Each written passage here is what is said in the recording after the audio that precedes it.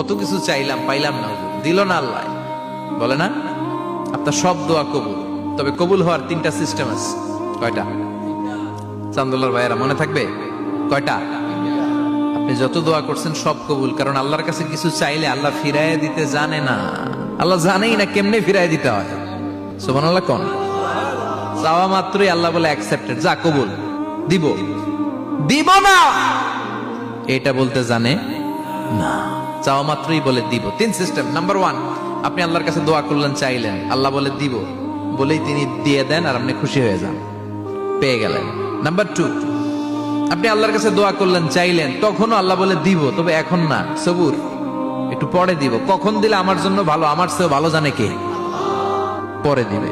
Number 3, চাইলেন, দোয়া করলেন, আল্লাহ তখনও বলে দেব, তবে এখনো না, পরেও না, কিয়ামতের দিন যেদিন বিপদে পড়বে ওই দিন দেব।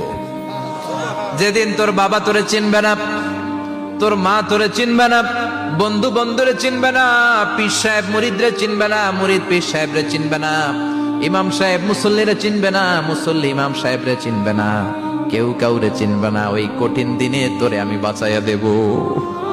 তাই দোয়া যা করছেন ছোটবেলা থেকে আজকে পর্যন্ত, লস হয়েছে না লাভ? লস না লাভ? এজন্য বেশি বেশি দোয়া করার দরকার আছে না নাই?